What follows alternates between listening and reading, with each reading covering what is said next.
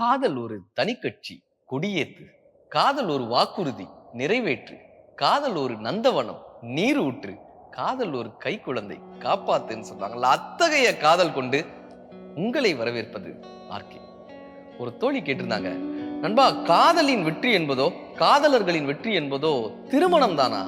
எல்லா திரைப்படங்களிலும் திருமணம் முடிந்தால் காதலர்கள் வெற்றி பெற்றுட்டாங்கன்னு காட்டுறாங்களே, காதலின் வெற்றி திருமணத்தில் முடிந்து விடுமான்னு கேட்டிருந்தாங்க. உண்மையை சொல்ல போனா திருமணம் என்பது காதலின் இன்னொரு தொடக்கம் தானே. காதலின் வெற்றி காதலித்துக் கொண்டே இருப்பதும் நம்பிக்கையை கொடுத்து கொண்டே இருப்பதில் தானே காதலின் வெற்றியே அடங்கியிருக்கு. திருமணத்துல அக்னிக்கு முன்னால் அந்த திருமணம் தொடங்குதுல்ல, அதுல கணவன் ஒரு வாக்குறுதி கொடுக்கிறாராங்க. இந்த அக்னியில் தொடங்குகிற எனது பயணம், என் உடம்பில் இருந்து அந்த அக்னி வெளியேறி உயிர், அந்த அக்னி வெளியேறி என் உடல் அக்னியோடு இணைந்து சாம்பலாகும் வரை இவளோடு என் பந்தம் தொடர்ந்து கொண்டே இருக்குன்ற வாக்குறுதியை தான் திருமணத்துல கொடுக்கிறாராங்க. அந்த வாக்குறுதியும் நம்பிக்கையும் தானே காதல். எத்தகைய புயல் வந்தாலும், வாழ்வில் எத்தகைய சவால்கள் வந்தாலும், வாழ்க்கையில் எத்தனை துன்பங்கள் வந்தாலும் காதலையும் அந்த நம்பிக்கையும் காப்பாற்றிக் கொண்டே இருப்பது தானே காதலின் வெற்றி. அதனாலதான் காதலி கேட்கிறாங்களாம், வானில் ஒரு புயல் மழை வந்தால் அழகே என்னை எங்கனம் வைப்பாய், கண்ணே உன்னை என் கண்ணில் வைத்து இமைகள் என்னும் கதவுக்குள் அடைப்பேன், சத்தியமாகவா?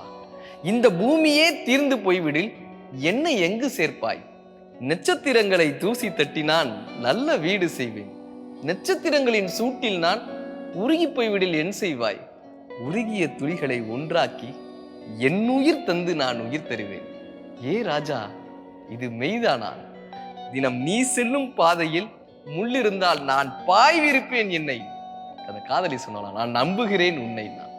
அந்த நம்பிக்கை தானே காதல். காதலித்து கொண்டே இருப்பது தானே காதலினுடைய வெற்றியே. அதனாலதானே வள்ளுவர் சொன்னாரு, சூடான ஒரு பொருளை காதலி உண்ணவே மாட்டாளாங்க. ஏன்னா இதயத்துக்குள்ள காதலன் இருக்கிறதுனால அவன் அந்த சூடான பொருள் போய் சுற்றும்னு எப்பயுமே நினைத்து கொண்டே இருப்பாளாம். இரண்டரை கலந்த அந்த அன்பு தானே காதலின் வெற்றி. நம்ம ஊர்ல இருந்து ஒரு வயதான தம்பதியினர் அமெரிக்காவுக்கு செல்றாங்க. அங்க இருக்கக்கூடிய ஒரு விருந்துல கலந்துக்கிறாங்க. அமெரிக்கர் கேட்கிறாரு, who is she? நம்ம இந்தியர் சொன்னாங்க, she is my wife for how many years? for the past 40 years. 40 years with the same wife. அமெரிக்கரால இதை ஏத்துக்கவே முடியல. how it possible? இப்ப நம்ம ஊர்க்காரர் சொன்னாரு, அவளை நான் ஒவ்வொரு நாள் பார்க்கும் பொழுதும் அவள் புதிதாய் தோன்றினாங்க. ஒவ்வொரு நாளும் அவள் எனக்கு சுவாரஸ்யமாக இருந்தா, ஒவ்வொரு நாளும் அவள் குழந்தைத்தனத்தோடயே இருந்தா, ஒவ்வொரு நாளும் எங்களுக்குள் இருக்கக்கூடிய அந்த காதல் அதிகப்பட்டு கொண்டே இருந்தது. இதுதாங்க எங்களுடைய தாம்பத்திய வாழ்க்கையினுடைய வெற்றின்னு அந்த கணவர் சொல்றாரு. இருக்கக்கூடிய அத்தனை பேரும் ஆச்சரியத்தோடு அந்த தம்பதியினரை பார்த்துட்டு இருந்தாங்க. அப்போ ஒரு அமெரிக்க பெண் கேட்கிறா, இவரை விட்டு பிரிஞ்சிடலான்னு உங்களுக்கு தோணவே இல்லையான்னு அவருடைய மனைவியை பார்த்து கேட்கிறாங்க. மனைவி சிரிச்சுட்டே சொல்லியிருக்காங்க, எனக்கு நிறைய முறை தோன்றிருக்கு, இவர் பாடாய் படுத்தும் பொழுதெல்லாம் இவரை விட்டு பிரிந்து விடலாம்னு எனக்கு தோணும். ஆனா நான் இல்லைன்னா சர்க்கரை இல்லாத காஃபியை யார் இவருக்கு தருவாங்க? நான் இல்லைன்னா இவருக்கான மாத்திரையை யார் எடுத்து தருவாங்க? நான் இல்லைன்னா இவருக்கு பிடித்த இந்த உருளைக்கிழங்கு பொரியலை யார் பக்குவமாக அவருக்கு எடுத்து தருவாங்க? நான் இல்லைன்னா இவருக்கு உடம்பு சரியில்லாத போது அவர் யார் மடியில் படுத்து அழுவார்னு இதெல்லாம் நினைத்து பார்க்கும் போது இவரை விட்டு பிரிஞ்சிடவே கூடாதுன்னு எனக்கு தோணிட்டே இருக்குங்க.